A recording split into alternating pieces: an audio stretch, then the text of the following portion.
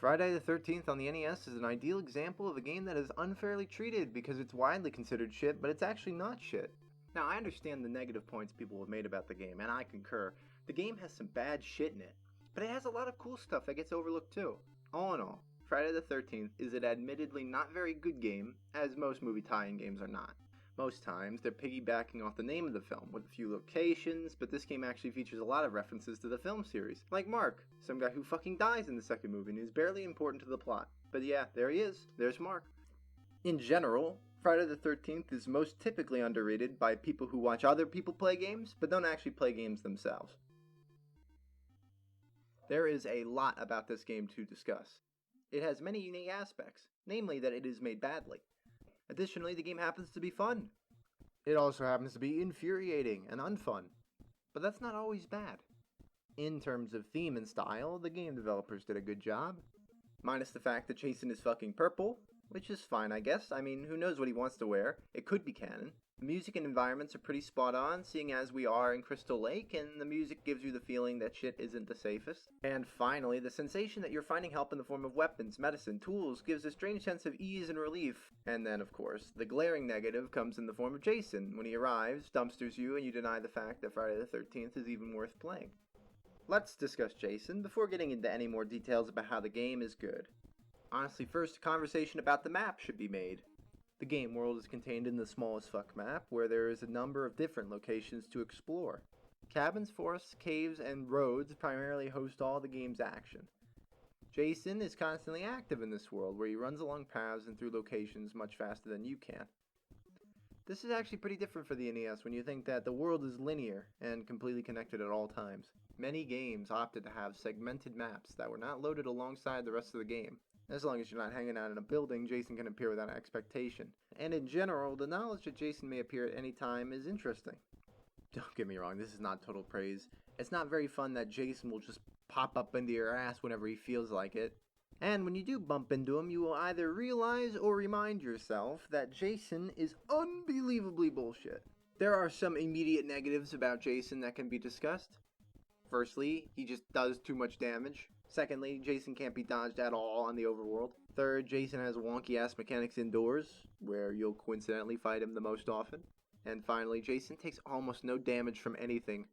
I suppose if you talk about things lore-wise, Jason is spot on. He shits on you in every way, which is an accurate portrayal to the films. I'm not convinced that he was play-tested in any meaningful way, since I doubt anyone was having a great time playing against him. When fighting Jason indoors, you'll probably have to damage your controller in order to input your dodge command, which is the weird-ass input of down plus left or right. While playing this game long enough to actually complete it, you will most likely break your fingers since you have to hit this command rapidly hundreds of times in the 3D sections. I am being serious with the statement that Friday the 13th is like an extremely archaic prototype for the Battle Royale genre.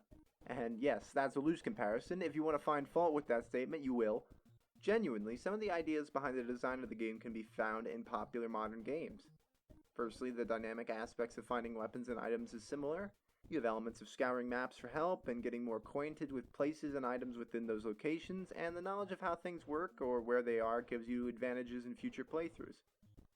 Both Battle Royales and Friday the 13th are based upon the notion of improving your position, giving you an advantage over your opponents. Now that sounds like 90% of all games ever made, so we can claim that Super Mario Bros. Is a primitive Battle Royale, but we won't. Let's give some credit to Friday the 13th.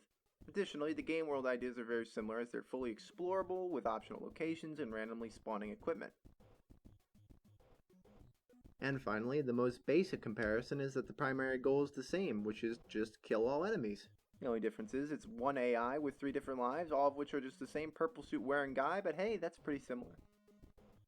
The main point of the game is to gear yourself enough to have a chance against Jason. Quick breakdown of the weapon progression system. The rock, worthless. The knife, shit. The machete, weak. The axe, mediocre. The torch, busted. Best weapon, get the torch. And the pitchfork, pointless. This system is generally unexplored in that you basically just need torches or the pitchfork to even do well against Jason. Of course, you can beat the game with anything, as weapons just do variable amounts of damage, so long as you have all day and really like destroying your D-pads. Honestly, weapons are a good part of this game. It's fun looking for stuff, and the game almost has a logical step-by-step process with the rare items being appropriately strong. Counselors, on the other hand, stand as another example of the failures of game design. Again, while a cool idea to have 6 lives in the form of 6 different counselors, with differing stats and starting locations, Mark and Chrissy are the supreme life forms, while the other 4 are decidedly much more awful. Who the fuck chose these stats? Barring the fact that Mark and Chrissy both run and jump 2 times better than everyone, save for Laura who can run fast but not jump, why do George, Paul, and Debbie get absolutely nothing? In fact, the hidden stat for each character is how fast they obtain drops from killing enemies. Even in this pointless category, almost every character obtains weapons slower than Mark and Chrissy. There is a strength stat, but for some reason it has nothing to do with the damage you deal, but how fast you can throw projectiles. The only difference is nobody throws 60 projectiles on one screen, so the difference between Mark and George doesn't fucking matter. Basically, it's a simple fact. Mark and Chrissy are the only characters that you should play. On days 2 and 3, zombies begin moving faster and will match the speed of your slower counselors. Again, I'll reiterate, Mark is not an important character in the canon. They arbitrarily chose him. I'm not even convinced they just chose the name on accident, but really, he is the best character in the game. Finally, the combat and progression of the days is unique. Many other games for the NES would have Jason operate as a pure boss encounter, where he would either battle you to the death or heal himself if you couldn't kill him. Instead, the designers opted for a game with slow progress towards your goals and a constant uphill battle against Jason, who is definitely too much to handle in one go. Unless you just chase the fucking shit out of him, which you can do, which is fun. Instead, you'll have to encounter him many times to whittle him down. Jason will revive himself and increase in speed and strength as you get through the days, of which there are 3, and that requires that you get more medicine or use more than one character in order to overcome. That is investing game design. The overarching goal of finding new weapons, gearing your counselors, keeping track of things, staying alive against all adversity.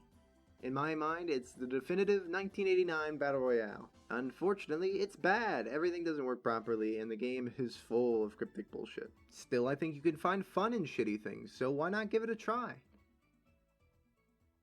Also, as an iconic video game character, I propose Mark for Super Smash Bros.